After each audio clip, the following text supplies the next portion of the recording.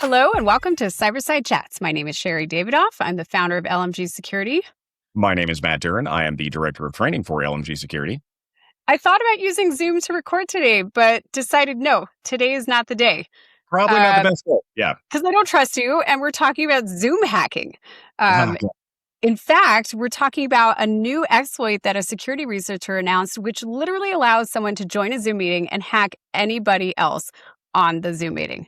yeah, If this there's was an kind of back and organizer. forth. Like a presenter could hack the actual participants. The participants could hack the actual presenter. So like either way was kind of broken at that point.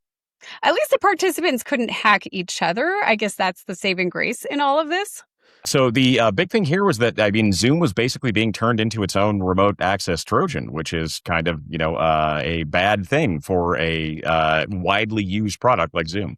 That's actually a really good way to put it. And the other thing to remember is that Zoom has all kinds of capabilities already turned on, like the camera capabilities already enabled, screen sharing is already enabled. So things that normal remote access Trojans have to work to do, once the adversary gains access to the Zoom process, those are already available. So that's extra scary. Do you want to dig in and talk about how this attack was discovered and how it worked? Yeah, so I won't go too far into detail on it, but realistically, this is an attack that I learned about in college, like a decade and a half ago, and I actually had to like relearn how it worked.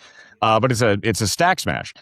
So it just means basically the memory that you're using to run that program has like a little bit of extra space on the back end of it, and if I can figure out where that memory is on your system, I can send a command to it, and it will run. So again, Right. don't too far to detail on it, but yeah, I could make it open up basically a backdoor to your system.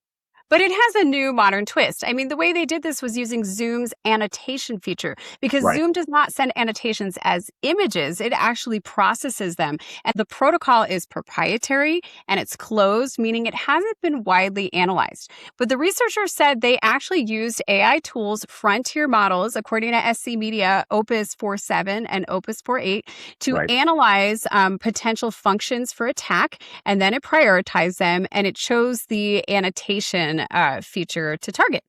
And the Right. way But it with works, this version of it, if I hit that with one of those annotations, there's no user interaction required, right? well, and that's interesting because the researcher classified this as critical, but Zoom said, no, these are medium and high vulnerabilities because some user action interaction is required. And I think a lot of security professionals would debate that. Does joining a Zoom meeting count as a user interaction? It's just so easy to get people on a call. Imagine you have an all hands meeting and one of the 60 participants or hundreds of participants happens to be an attacker or happens to have their workstation compromised, and then boom, the presenter can be taken over, can have their Zoom process taken over. That's a pretty scary thing. And also we have Zoom meetings with external parties all of the time, so it Oh yeah. really leads to a lot of opportunities for adversaries to conduct social engineering attacks that pivot directly into these technical attacks Well, successfully.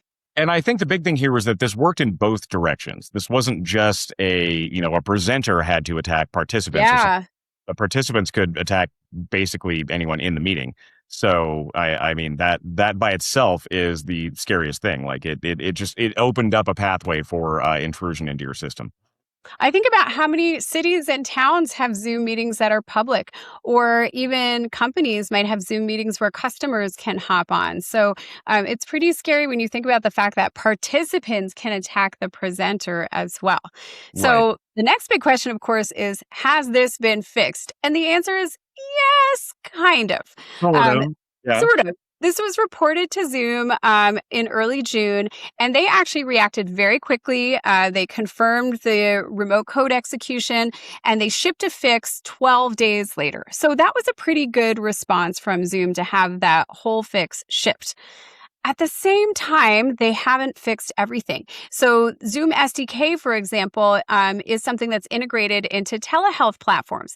And they just shipped that out, I think it was a month or two later. And you now have to rely on the vendor to have the updated product. So there's probably a lot of Zoom integrations in products that may or may not be updated at this point, and that means people could potentially be vulnerable. Sometimes people with very sensitive information, especially if you're talking like a telehealth app or something like that.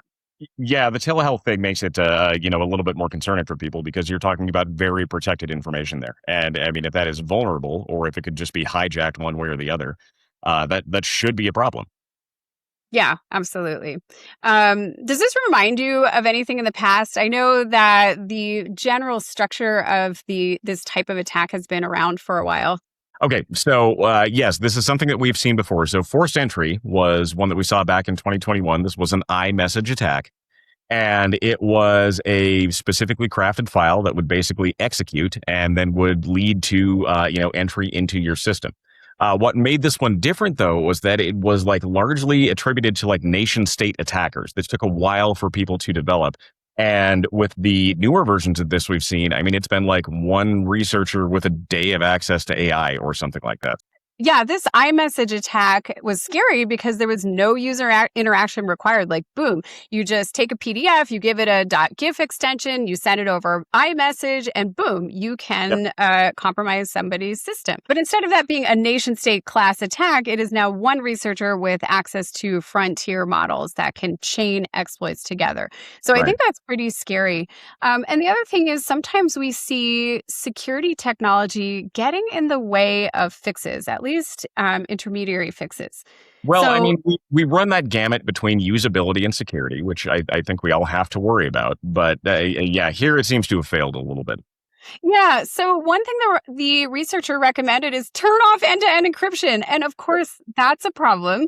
because a lot of organizations that are dealing with highly sensitive material, let's say you're talking about an acquisition or something like that, they want end-to-end encryption so they don't have to worry about the vendor potentially getting hacked or the channels that are going through a third party potentially being compromised. With end-to-end encryption, you control the keys.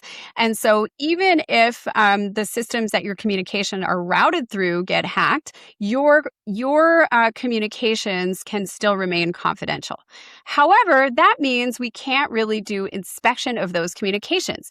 So one of Zoom's fixes on the server side on July 15th was involved inspecting annotation communications and just dropping any malformed ones. And that's great if you can actually see those communications. But of course, if you're running end-to-end encryption, it can't.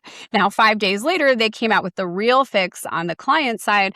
But nonetheless, it just goes to show you that there are risks that go along with security as well. And I think we've been juggling this for a long time when it comes to things like SSL inspection and stuff like that, wouldn't you say? Right. No, I would totally agree with that. I mean, again, we come down to security versus usability. And I mean, if we're going Mhm. to create a completely secure system, I could build you a network that would be completely secure and no one would ever be able to hack it, but no one's also going to be able to use it. So we Okay, have to. but this is security versus security. It's Yeah. just like, which security thing do you want? Do you want Yeah. the packet inspection or do you want the encryption and confidentiality? And sometimes those are like, at odds with each other. Yeah, fair enough. All right. So, Matt, what are our key takeaways? Okay, well, let's go into those here really quick. The first one that we want to talk about is asking every critical software vendor that you have how fast they patch. So, does it take them 2 weeks, 3 weeks, a month to actually patch these security problems? And if they do, Never. are they patching all of them? Yeah, absolutely. I think Zoom did a pretty good job here getting these critical fixes. Well, I guess for them it was high and medium fixes out within 12 days, but not every vendor is going to be as responsive. Sure. Make sure you are inventorying the software components inside the products you buy. I bet you dollars to donuts. There are many organizations right now that are running outdated versions of the Zoom SDK inside platforms that they have their users on, but they don't realize it. And this is a pretty critical attack. So make sure you're taking an inventory, you're getting your SBOMs, your software bills of materials, you're understanding where that video conference platform comes from so you can know if it's vulnerable. Yeah, no, that makes sense. The next one is make sure you ask your vendors which of their security mitigations stop working when you turn on Yes. something like end-to-end encryption, which is a very important feature to have in place. I mean, if we don't have that, then as a security professional, I tend to not trust the platform if they don't offer that. But what breaks when we turn that on? Yeah, absolutely. And even though Zoom's interim server side fix couldn't apply to end-to-end encrypted meetings, they didn't make that clear in their bulletins. I want to point that out. Yeah, So I think it's really important to clearly ask if there's anything that could interfere with the security mitigation that the vendor is recommending. right.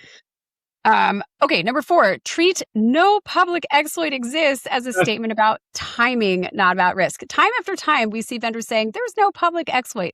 And I always take that with a grain of salt because, well, it's not like the adversary is going to notify everybody that they've started to exploit people. And frankly, it's not like the victims are going to call the media and say, we've been hacked. Sometimes ransomware actors do. But frankly, you may not know about a publicly available exploit, or at least a widely available exploit. It may not be published, it may not be in the media, but it still may be available to the adversary. As fast as researchers and hackers are coming up with these exploits, they are also getting used, not Yeah, just no, by researchers. it might not show up on GitHub or something like that, but like it may be out there. So yeah, you have to be aware of it. Absolutely. I mean, I think as soon as a vendor creates a patch or an update, everybody's starting to analyze that. No, fair enough. All right, hit number 5. Yeah. Assign someone with the authority to say what does and what does not get fixed. So discovery costs have dropped like dramatically over the last little bit, but that does not mean that we can just ignore things like this. There is a need for someone to understand what the problems are with these new CVEs that come out, and then understand exactly what the implication is behind them. Right? And you can't fix everything. Your vendors can't fix everything. You're Yeah. not going to be able to keep things updated as fast as your vendors can. Hopefully, we will all be able to leverage AI and new tools to get faster at patching and faster at updating. But frankly, there's going to be a delay there. So you need to make sure that there's someone empowered in your organization who's going to say, yep, we're going to update maybe the Zoom SDK and we're going to update this platform, but it's going to be a second priority behind this other critical thing. You need to know who's empowered to make that call and accept those risks. Yeah, that makes sense. All right. Well, scary things. I think, thanks so much for tuning in today. Please like and subscribe, and we'll see you next week on Cyberside Chats.